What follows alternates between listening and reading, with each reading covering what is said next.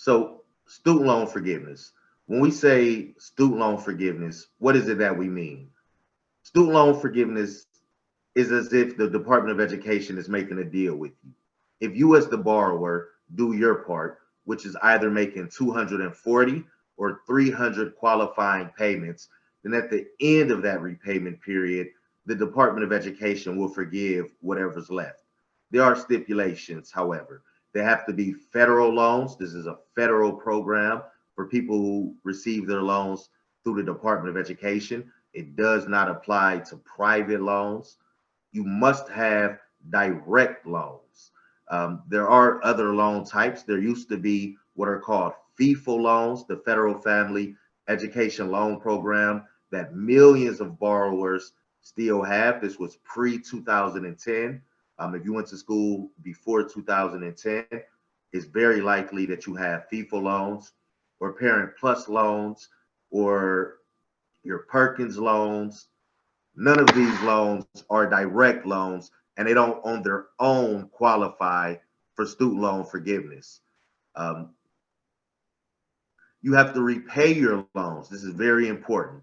Those 240 or 300 qualifying payments for your run of the mill student loan forgiveness, they have to be paid under income driven repayment plans. Income driven repayment plans are the only plans that have the ability to offer student loan forgiveness. The various plans and programs that we'll be discussing today, they'll be exclusively directed towards income driven repayment plans. Now, some of you may have heard me say 240 or 300 qualifying payments and are wondering about the 10-year loan program. You thought they were forgiven after 10 years. Well, 10 years is for public service loan forgiveness, which is more specific than your run of the mill student loan forgiveness. Student loan forgiveness, any federal borrower can qualify for if their loans are made to qualify. Public service loan forgiveness, however, dictates that you work either for the government, it can be local government, city or county, it can be state government, it can be federal government, it can even be tribal governments, our Native American neighbors, or people to work for 501c3s that are tax exempt in a qualifying position. Now, we say 501c3s, that's just a simple way of saying tax exempt. There are other 501c's that qualify for public service loan forgiveness that are not 501c3s that will be qualifying employers. If you don't know if your employer is qualifying or not, and you have your loans reviewed, and we'll look your employer up for you and let you know. For that employer, you must work at least 30 hours a week. You have to be a full-time employee or be considered full-time or work at least 30 hours on average a week. Now, they are aware, let's say teachers, for instance, teachers don't work a full calendar. They usually work 9 months out of the year. They do take that into consideration. If you're seasonal or if your job doesn't require you to work an entire 12 months, is on average for your calendar. Again, you must have direct loans. If you do not have direct loans, they can be converted to direct loans, but your Parent Plus loans, your FIFO loans, your Perkins loans don't always on their own qualify. Again, you must repay these loans under an income driven repayment plan. Here's one of the bigger difference besides the employer requirement with public service loan forgiveness. Public service loan forgiveness will cut your repayment period in half.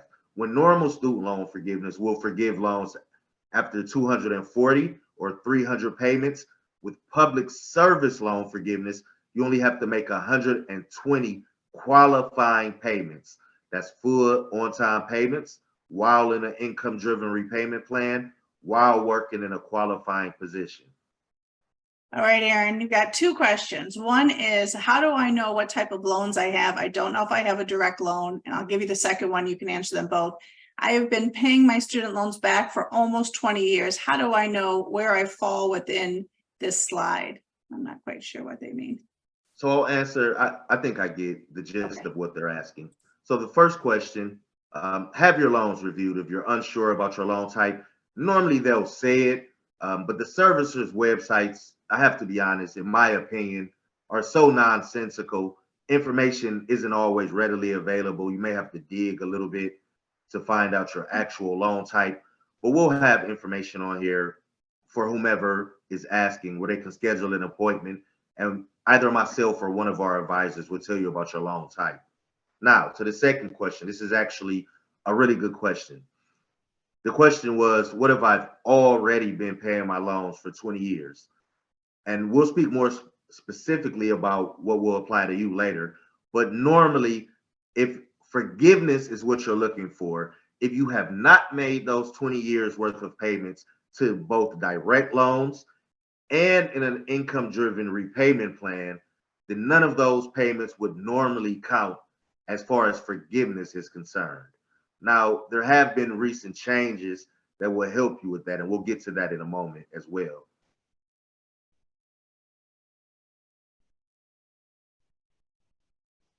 Now, public service loan forgiveness is by far the best option the Department of Education has for repayment. It isn't even close. Unfortunately, and traditionally, the program has never worked very well. 98% of people that actually qualify for it never get it. Some of the reasons, one of the biggest hurdles previously, so was the previous Secretary of Education. For whatever reason, and I'm going to try to be as apolitical or non-political as possible. For whatever reason, our previous administration were not fans of forgiveness programs. They simply refused to forgive loans through public service loan forgiveness and through discharges, which are for people that went to for-profit colleges that defrauded them, or they become totally or 100% disabled. They simply refused to forgive them. They had to be sued. The law is very clear. The Department of Education lost every lawsuit and those loans had to be forgiven. That's important because the previous administration was the first administration that was legally able to forgive loans under public service loan forgiveness.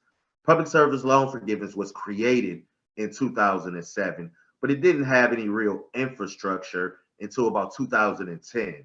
Because you have to make 120 payments, qualifying payments, a payment a month is 10 years. Because of that, the government was not legally able to forgive loans until 2017. And that administration, more specifically the Secretary of Education, wasn't amenable to the program. Now it's beginning to work a lot more in the way that it should have, mostly because of the changes that were made, which we'll get to. Another issue is servicers issues with your servicer. What is your servicer? Your servicer services your loans on behalf of the Department of Education. That's your Naviance, your Nailnets, your Great Lakes. These are your servicers, the place where you actually make your payments. You don't send payments to the Department of Education. Anyone who's ever seen one of our webinars or spoken with me will know I'm not a fan of the servicers. It's my opinion, more often than not, they do what's in their best interest as opposed to the borrowers. The reason, one of the reasons the forgiveness programs are in the courts now is because of one of the servicers, which we'll speak more about. Loan program issues is another big one. That's what we mean when we say you must repay your loans. They must be direct loans. That's the direct loan program, as opposed to, let's say, the Federal Family Education Loan Program, which was the dominant student loan program prior to 2010.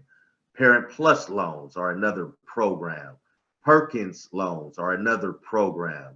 None of these loans on their own will qualify for public service loan forgiveness, but they all can be made to qualify. Your loans must be converted to the right program. Loan repayment plan issues. This is what we mean when we say those 120 qualifying payments. One of the qualifying stipulations is that they're in an income driven repayment plan. That's your repayment plan issues. There are people, we see a lot of people who have graduate plans. These plans typically start off lower, which is usually good for people fresh out of college. They aren't making the income they will be making, but they're not qualifying plans for public service loan forgiveness. And usually, not always, but usually the plans you should have been in would have given you a better or a more reasonable monthly premium anyway. Another one of the bigger issues is employer qualification issues. Either someone doesn't know if their employer is a qualifying employer, or sometimes we'll see someone in HR may have checked the wrong box inadvertently, um, and because of that, they're not qualified, or they may not work enough hours for that employer, which is something we get a lot. You don't necessarily have to be full time. When you say full time, people traditionally will think of a 40-hour work week. But if you work, let's say 36 hours, and your employer considers that full time, then that's full time employment. If you only have to work 30 hours a week in order to qualify. Lastly, late and partial payments.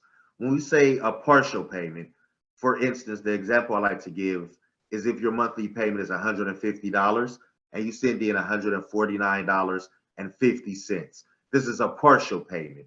It'll count as far as lessening your balance, but it won't count as a qualifying payment towards the forgiveness of your loans or your public service loan forgiveness. A late payment. Let's say, for instance, your payment due date is the 12th of every month. If you miss your due date, although they do give you a 15-day grace period, they just don't tell people that. So, in essence, it would be considered late in that example after the 27th. But a late payment is a payment after your due date. All right, Aaron. So we have a lot of questions on the same topic. So I'm just going to tell you the topic and kind of give guidance. Servicer letter, changing to new servicers. People are getting letters that their loans have changed to a new servicer. Questions about timing, questions about what to do. Can you just give an overview of what's going on? So when people get those letters saying that the servicer has changed, your average borrower will think their loans have been sold, which isn't the case. A lot of servicers, federal servicers, have lost their federal contracts over the past 3 years during this COVID payment pause. Your Navients, your Fed loans, your Ed Financials. A lot of servicers are no longer able to service federal loans because of bad practices. So your loans were moved for that reason. There's only one servicer that handles public service loan forgiveness. So if you've either enrolled yourself or attempted to, your loans will move for that reason. I wouldn't feel comfortable making a blanket statement. I would, however, be more than happy to review any letters anyone's received, and I'll be able to better answer why your specific loans have moved servicers. But those are some of the normal reasons why. I have Parent Plus loans. Would those loans qualify for PSLF? So I'm going to speak carefully. No, Parent Plus loans on their own do not qualify for public service loan forgiveness. There was, in October of 2021, the Department of Education issued a temporary waiver that allowed previous payments that normally would not count for public service loan forgiveness to be counted. Parent Plus loans did not even qualify for that. And that was the attempt to fix the public service loan forgiveness system. Public Parent Plus loans, on their own don't qualify for forgiveness, but they can be made to qualify. And there was just a recent update just last week on Parent Plus loans.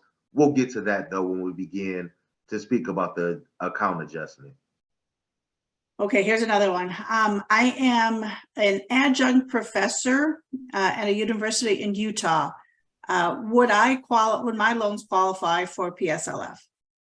This is an excellent question, and one where there was a lot of problems before.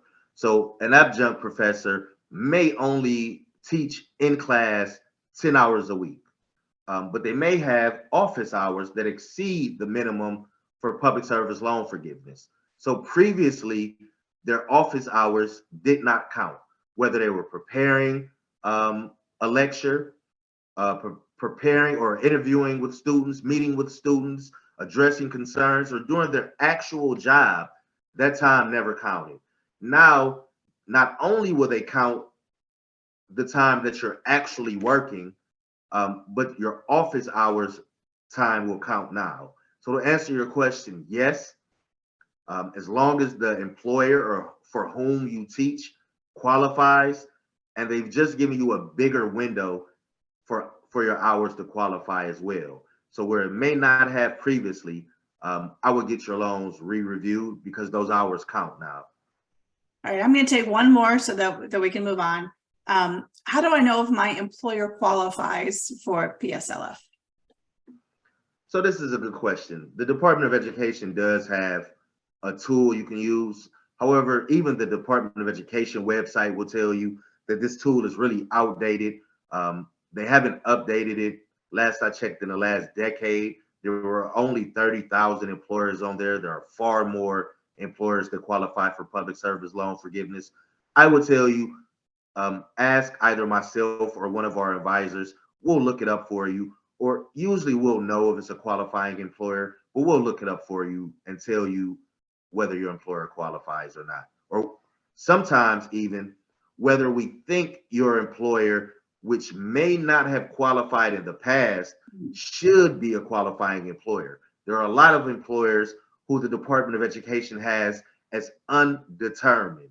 This is more so for tax exempt businesses than government businesses, because your position has to be a qualifying position.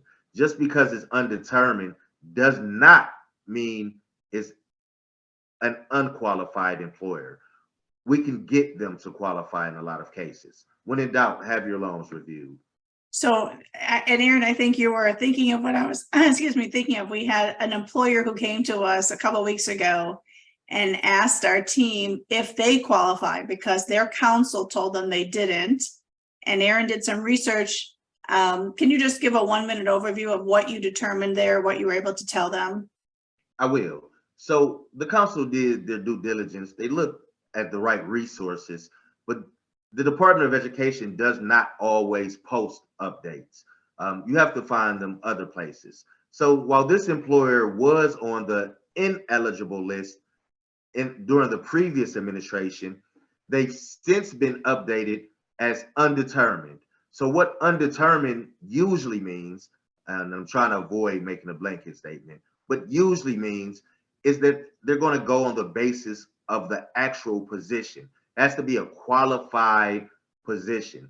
So while the employer may be undetermined, that does not mean they'll be denied. You just have to, the Department of Education, you kind of have to hold their hand and walk them through the process and let them know why this is a qualifying employer and prove it to them. So that's still an employer that can be made to qualify or that does qualify. You just have to let them know why.